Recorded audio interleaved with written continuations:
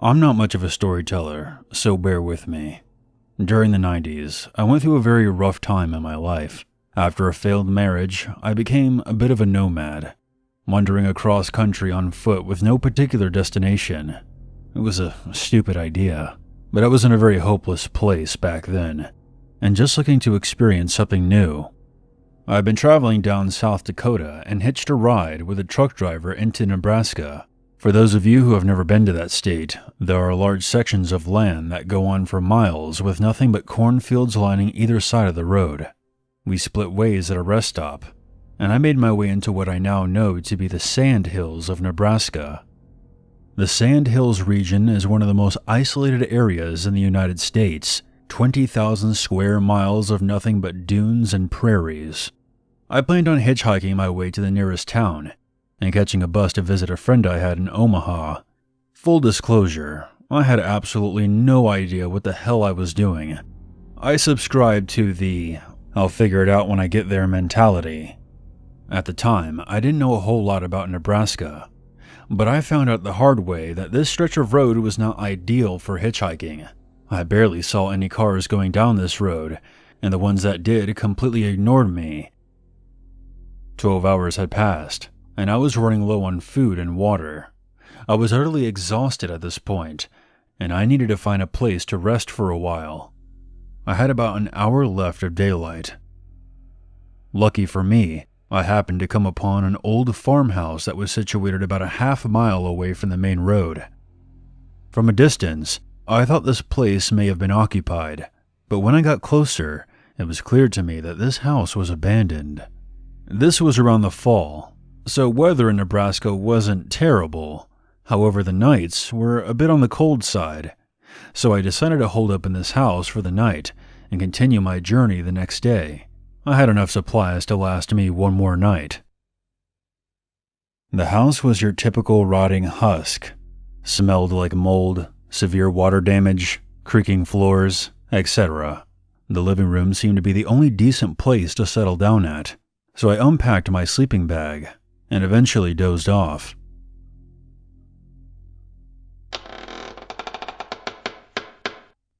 I woke up to the sound of floorboards creaking. I immediately sat up and listened.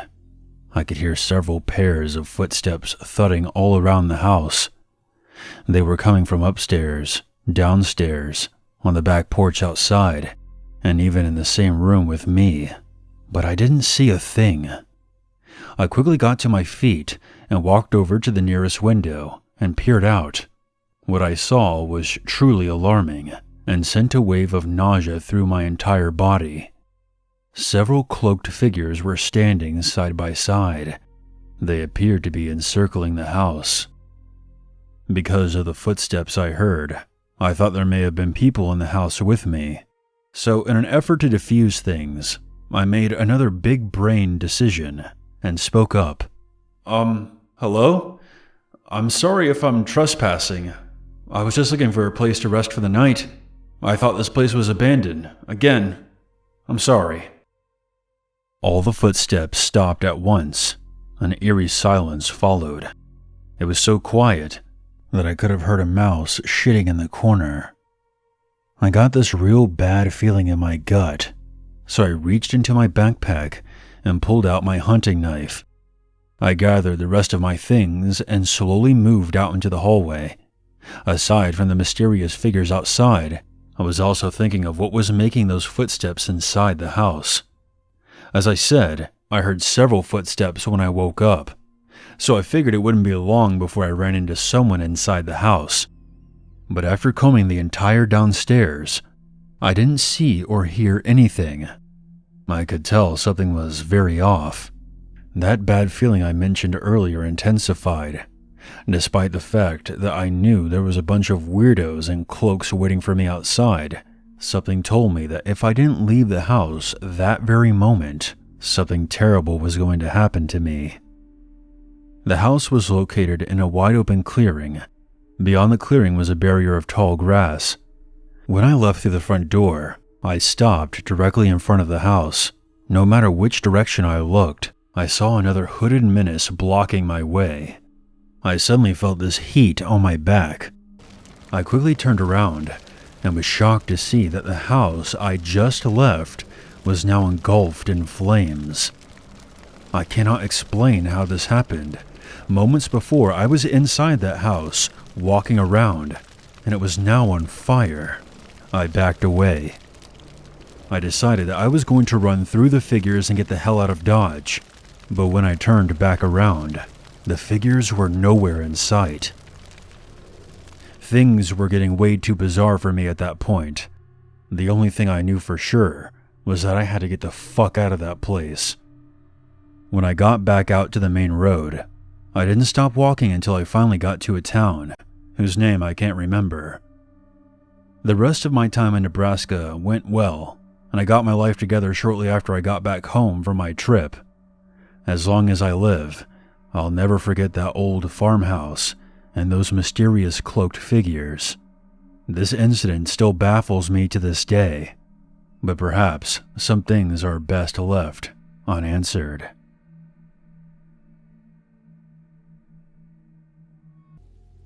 I'm a female in her 30s. I was born and raised in Gainesville, Florida. About a decade ago, while I was still in college, I would often take babysitting jobs to make extra money.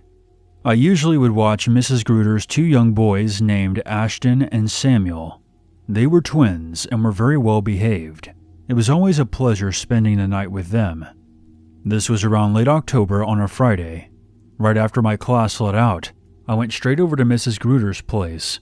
She and her husband planned on going out of town for a few days, and I was to watch over the twins until their aunt came over on the following day. This worked out well for me, because the boys and I would usually watch TV in the living room until around 8:30, which was when I was to put them to bed.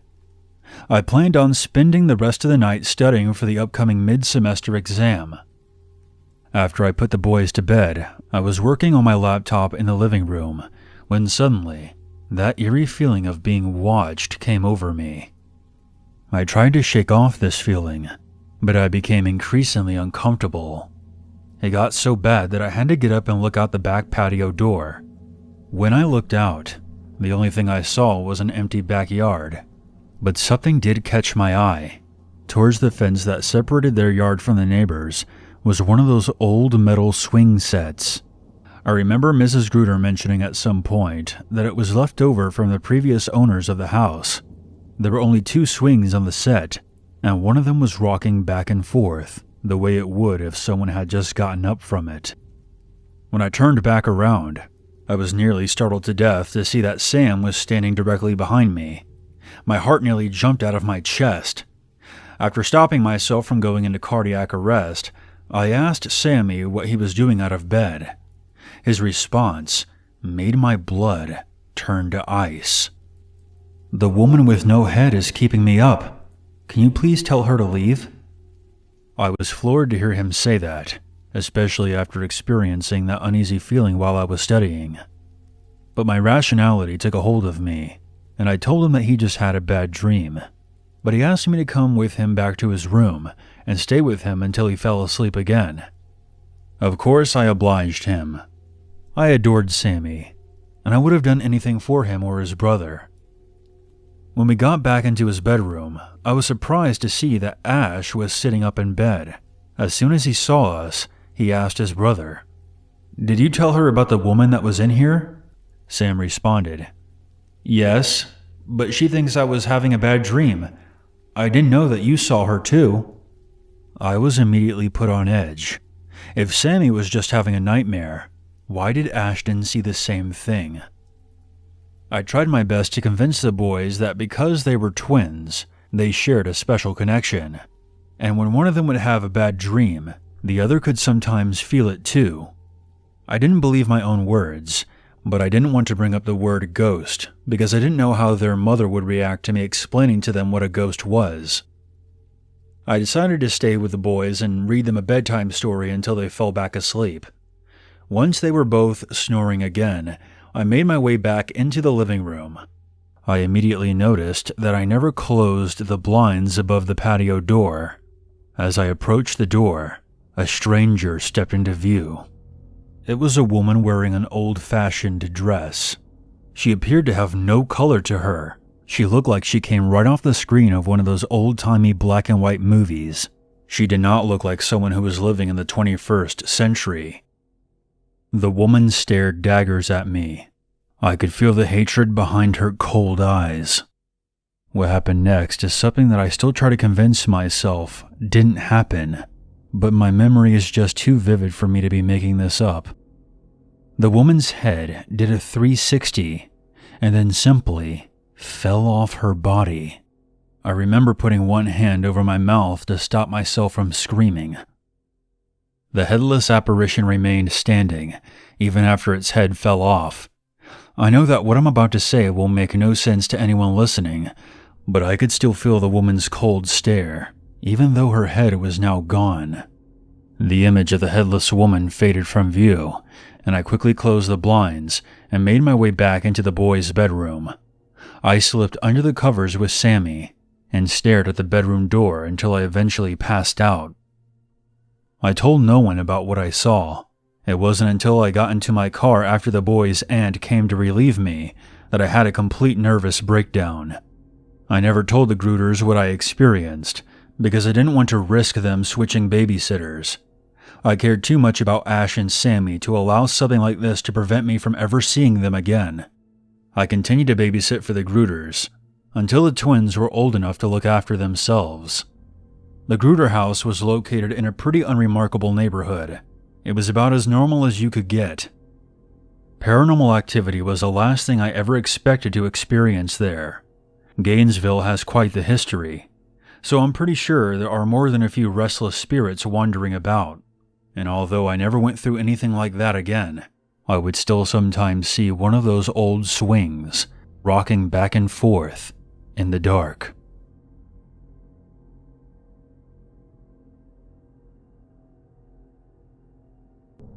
I'm not exactly sure how to start my story. This is probably the creepiest thing that has ever happened to me, and I'm extremely fortunate that I got out without any serious incidents going down.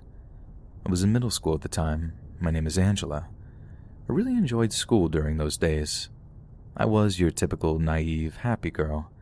I remember it very vividly. It was my 8th grade first semester, so I had only a few weeks until Christmas vacation, which I was looking forward to because I got to see my cousins. We always had so much fun. My school experiences were pretty ordinary for a girl like me, and I don't want to sound stuck up or anything, but I know that some men considered me attractive, and it became very obvious with the way male teachers behaved towards me and other girls like me. Ask any kid in middle school or high school and they'll tell you, certain male teachers just have a certain feeling about attractive young female students, and one of those teachers for me was Mr. Edwards. I had him for a couple of different classes. He was my homeroom teacher, history teacher, and geography teacher, so I saw him quite a few times every single day. The way he looked at me, it was just a little weird. I didn't recognize it at the time, but the signs were definitely there. He just lingered a little bit too long, and I know I wasn't the only girl in the class that he looked at a little bit too much. Now, for the most part, this was completely harmless. Many of these male teachers never act on their impulses, which is a good thing, but from what I understand, Mr. Edwards was going through specific tribulations in his personal life. I don't really know the specifics, but I heard a rumor that him and his wife got a divorce. I heard that rumor toward the beginning of the semester, which meant that it could have happened sometime in the summer, or maybe even during the school year. I'm not really sure. It was just a rumor. But it certainly would explain some of his behavior. I remember as time went on, my intuition about him became more negative, and I genuinely started feeling uncomfortable in his class. So there was this one time that he called me in front of the class. He would call on students to write the date of a specific event that we were studying, and you would get up and write the date on the board. If you got it right, you got a piece of candy, normally a lollipop or something like that. But if you got it wrong, you just sat back down. We were actually studying World War I, and he called on me to write the date for the start of the war. I wasn't a bad student, but history was really hard for me because I thought it was boring. And I didn't know the date. I just guessed 1904, but apparently that wasn't right. Even now, I still don't care enough to Google it. I finished writing on the board. I turned around to look at Mr. Edwards to see if I had gotten it right or not, and he looked really weird. I'm not even sure how to describe it. Then he said, "You should know this. You've been a very bad girl, Angela. I might have to punish you after class." He was sitting at his desk, and he said it in such a creepy tone of voice. It was the freakiest thing I'd ever seen. I remember looking at everyone's facial expression, and they thought exactly the same thing that I thought. Mr. Edwards caught himself. I guess he realized what a creep he was being and decided to turn the situation into some little joke. He pulled out a Nerf gun from under his desk and shot it at me. The class laughed. It would have been a funny moment had I not felt like he was such a creep just a few seconds prior. I talked to my friends about it after class, and they all agreed that it was really weird. If that experience wasn't bad enough, it got even worse. So it was really cold outside, but the school had the heaters on really high. Everyone, including myself, would wear a really heavy sweater or jacket to school and then take it off when we got inside. It was the only way to do it. It felt like an oven in that school sometimes. Being the forgetful person I am, I left my sweater in class, and it was none other than Mr. Edwards' class. It wasn't a big deal. I had plenty of sweaters and jackets. I even had a spare in my locker that I wore home that day.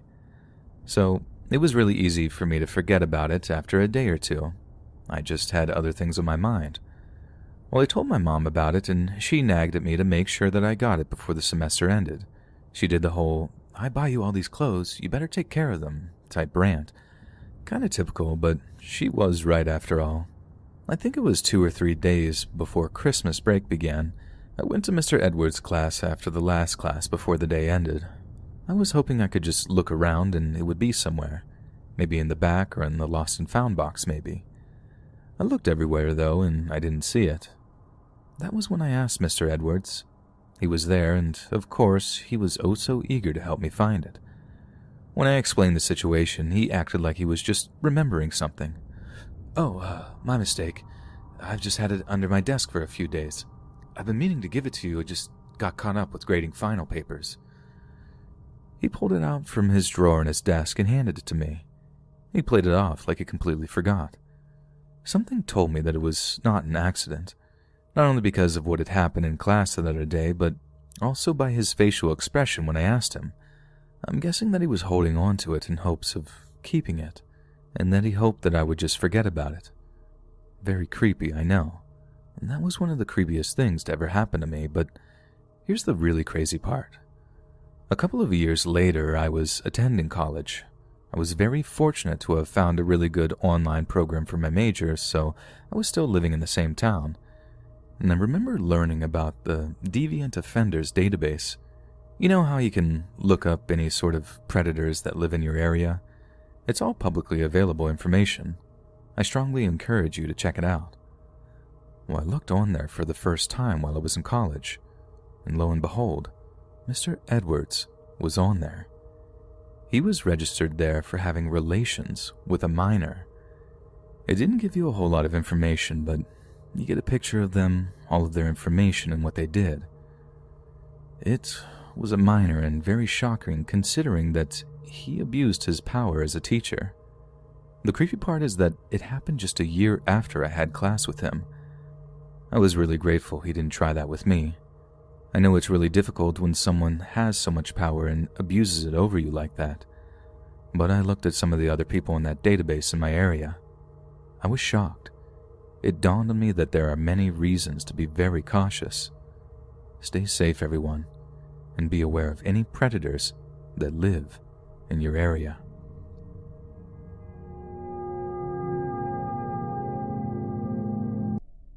I grew up in a small town in Wisconsin.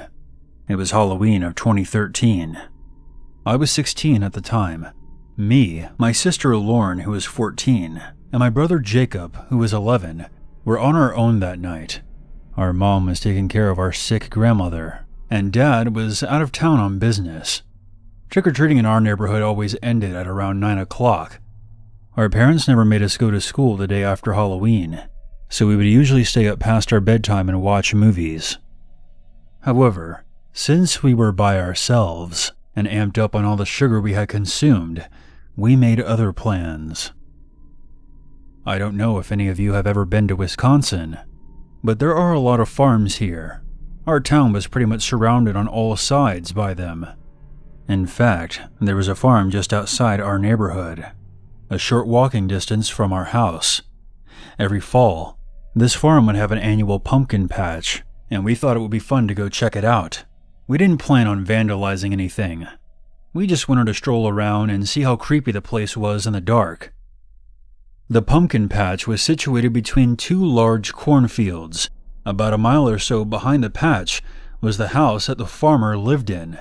For the sake of the story, we will call him Mr. Miller. Mr. Miller had always given me the creeps. There was something about him that I could never put my finger on. The only way I can describe it is that he didn't seem to be a real person, if that makes sense. It was like at any moment, his skin would fall off and reveal him to be some kind of alien or something. I know that sounds like a strange thing to say, but I'm telling you, there was something off about Mr. Miller. The three of us arrived at the dark, deserted pumpkin patch at around 10 o'clock. There was a series of large sheds between Mr. Miller's house and the patch, so we weren't too worried about being seen. I remember that there was always a couple of scarecrows off in the distance, in the adjacent cornfields. The first thing I noticed when we got there was that there was a third scarecrow that was mounted in the middle of the pumpkin patch. I've been to this patch several times before. Our parents even took us here 2 weeks prior to pick up pumpkins to make into jack-o'-lanterns, and I never remember seeing a scarecrow here before. It usually wouldn't be any cause for alarm. It was Halloween after all, right? However, upon seeing the scarecrow, I instantly had a sinking feeling in my stomach. I looked to either side of me and saw the two usual scarecrows standing in the fields. I figured maybe Mr. Miller wanted to be extra spooky this year. We wandered aimlessly around the pumpkin patch for about 10 minutes. Every so often, I would look to the scarecrow, and I could swear its head would be positioned differently every time I would look at it. It seemed to be watching the three of us as we made our way through the pumpkin patch. I brushed it off as some kind of optical illusion, coupled with the fact that I was in some weirdo's creepy pumpkin patch in the dead of Halloween night. When we approached the scarecrow, Lauren instantly became uneasy. She was seriously creeped out by the figure. I pulled out my phone and turned on the flashlight to get a better look at it. Even from a distance, you could tell that the other scarecrows out in the fields were nothing but straw stuffed into some old clothes. But this one was different. A lot of effort went into its design. It was mounted on a pole in the typical scarecrow stance. It was wearing a dirty pair of overalls, with a red patterned flannel shirt underneath.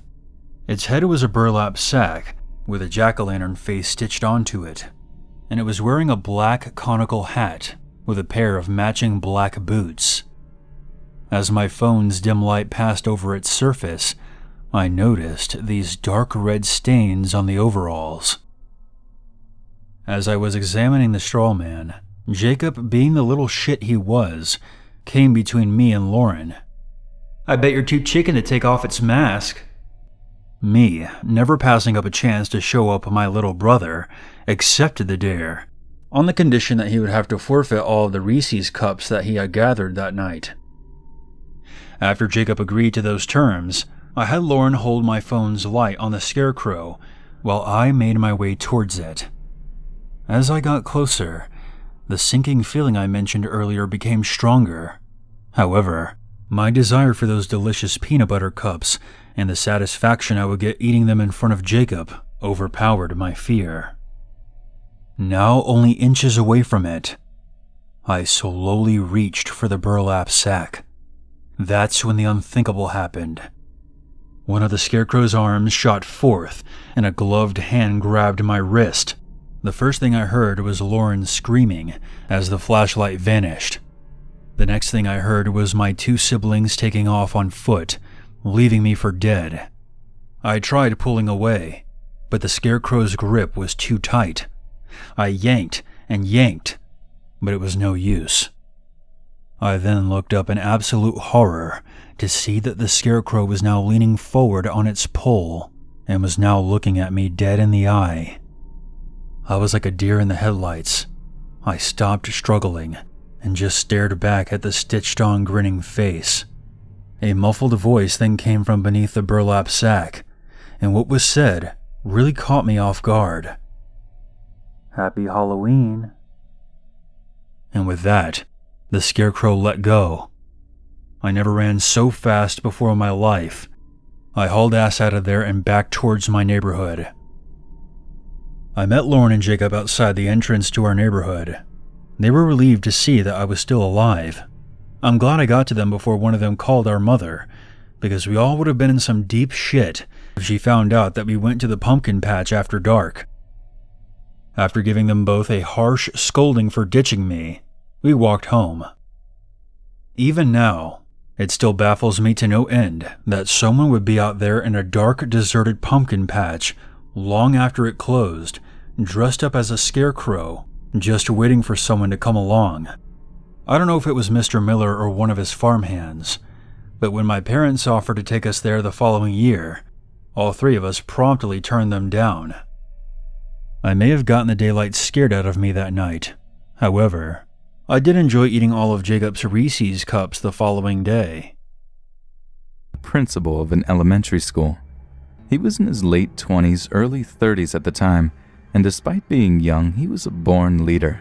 He was a great principal and everyone loved him. I can attest to that as I attended multiple award ceremonies for him, and the respect and admiration he received was crazy. There was a young boy at the school who was having behavioral issues in class, and my grandfather saw that the kid didn't have a lot of parental support. So he called in his father and had talked with him about spending more time with his son and just a general parenting session.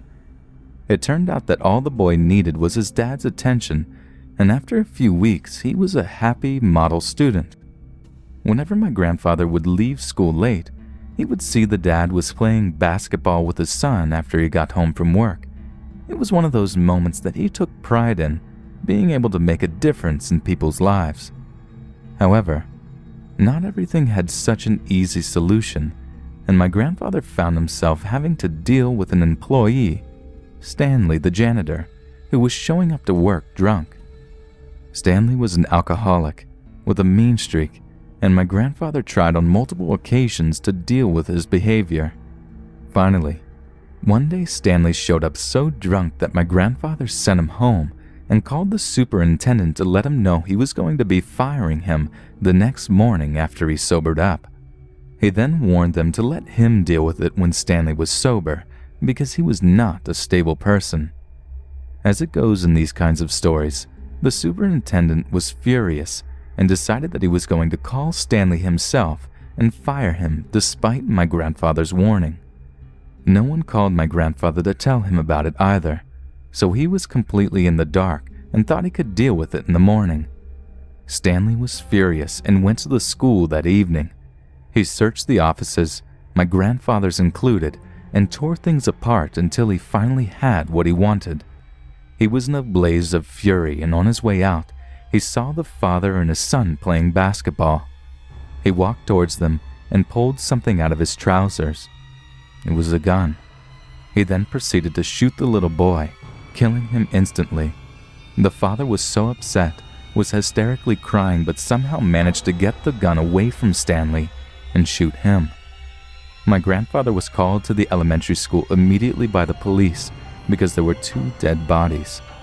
The little boy and Stanley were dead. What was even worse was the crying from the father and him saying that he couldn't save his son. It was clear that he could never forgive himself for that day.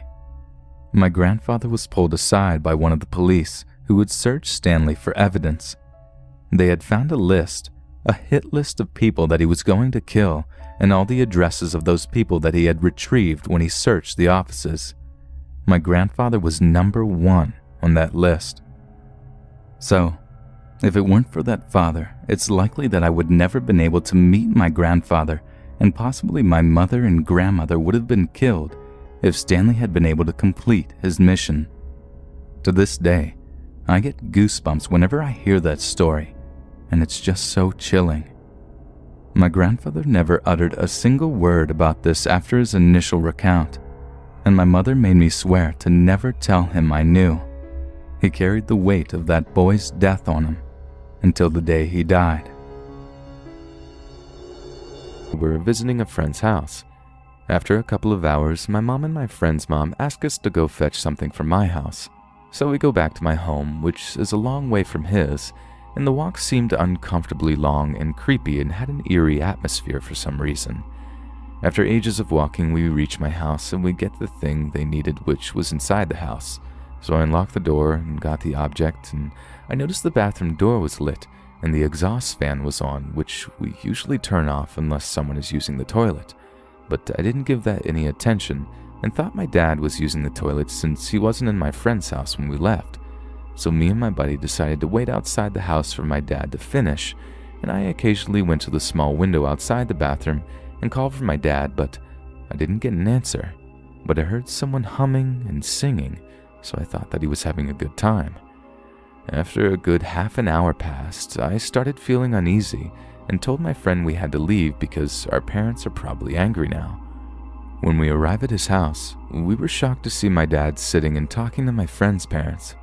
We asked him, "Where were you?" And he said, "I didn't go anywhere. I just stayed here since we first came." This made me scared because my family had been here for 3 hours, and we just waited for my dad for 1 hour. I go ask my sister the same question and get the same response. Someone was surely in my bathroom. After the visit is done, we go back home just to find the front door, which I locked and unlocked, and the bathroom door was wide open. My family acted normally, but I was completely freaking out, and I couldn't get any sleep that night. It wasn't the last time I babysat, back when I was 16 in the early 80s. I'd just gotten a driver's license and needed gas and insurance money for the old beat-up car I'd bought. I was watching two boys, about 6 and 10, while parents went out to celebrate some anniversary or something. They had promised to be home at 11. At the time, cell phones were pretty rare, so no way to contact them other than calling the restaurant. Evening was going great until about 9:30 when their large, aggressive Doberman goes crazy running around the house barking and growling before running into the basement, refusing to come up. Sort of freaks me out a bit because this dog is huge, aggressive, and very protective of the house and kids. I do a quick check of the house and kids and everyone was okay. I let the dog stay in the basement, put kids to bed at around 10 as instructed by the parents. Job done.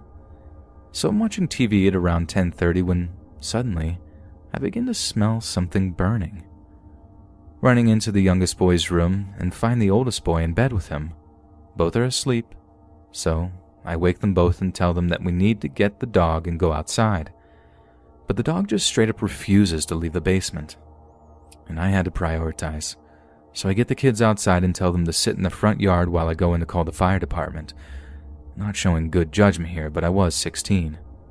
Oldest says, "I left a candle burning under my bed." As I go back in, yup, a candle under their bed, since apparently monsters couldn't live anywhere where there's light. I know, dumb kids. As I open the door to go back in, there's this huge explosion behind me across the street and power goes out. The kids start screaming and follow me back into the house. I grab the phone, but there's no dial tone. I get the kids out of the house again, onto the back porch this time and make it really clear that they're to stay there. But I can still hear the dog whimpering in the basement. I run to the oldest kid's bedroom with the fire extinguisher and flashlight from the kitchen and look under the bed through hazy smoke.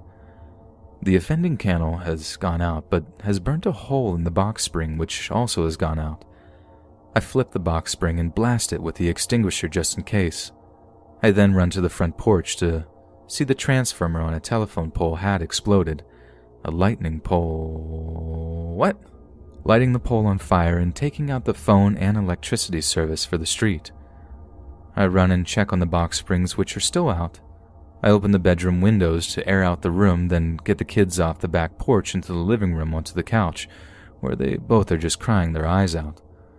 The oldest was apologizing for the fire, but insisted that if he didn't keep the candle lit, then, of course, monsters would get him. Fire department shows up for the transformer at around 11. Kids fall asleep on the couch at around midnight after watching the firemen across the street put out the transformer fire, and the power comes back on at about 1:30 a.m. The parents show up at 2:30 a.m. when they were supposed to be back by 11. They're somewhat buzzed and start complaining that the kids are not in bed and the oldest room is trashed with a flipped-over mattress and dry fire extinguisher powder covering the box springs. And to add insult to injury, they straight up refuse to pay me. The situation gets really tense, and would you believe it? The Doberman picks this time to come out of the basement and starts aggressively growling at me.